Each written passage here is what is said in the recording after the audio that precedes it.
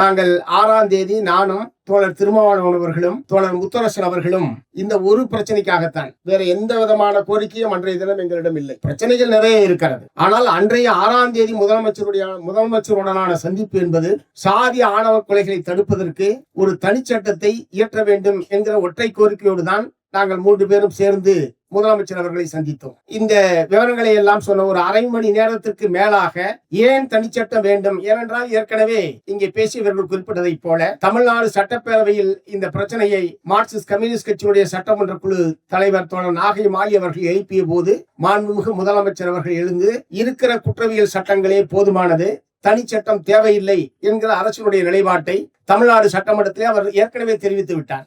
இத்தகைய சூழ்நிலையில்தான் இந்த கடந்த 6ஆம் தேதி எங்களுடைய சந்திப்பு என்பது நடைபெற்றது.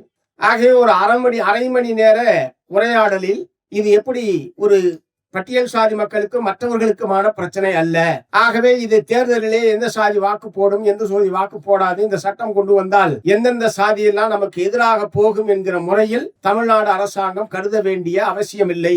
எல்லா சாதியிலும் இத்தகைய ஆணவ கொலைகள் என்பது நடந்து கொண்டிருக்கிறது என்பதையெல்லாம் நாங்கள் விளக்கியதற்கு பிறகு அவர் ஓரளவுக்கு அதிலே ஒரு உடன்பாடான மனநிலைக்கு வந்ததாகத்தான் நாங்கள் 3 பேருமே உணர்ந்தோம். ஏதோ நான் மட்டும் உணர்ந்ததா சொன்னா அது தப்பா போயிடும். நாங்கள் 3 பேருமே உணர்ந்தோம். ஆகவே இந்த கருத்தரங்கின் வாயிலாக தமிழ்நாடு அரசாங்கத்தை நான் வற்புறுத்த விரும்புவது, வரக்கூடிய சட்டமன்ற கூட்டத்தொடரிலேயே சாதி ஆணவ கொலைகளை தடுப்பதற்கான தனி சட்டத்தை இயற்றுவதற்கு தமிழ்நாடு அரசாங்கம் முன்வர வேண்டும் என்று இந்த கருத்தரங்கின் வாயிலாகவும் மார்க்சிஸ்ட் கம்யூனிஸ்ட் கட்சியின் சார்பாகவும் தமிழ்நாடு முதலமைச்சரை நான் வேண்டி கேட்டுக்கொள்ள விரும்புகிறேன்.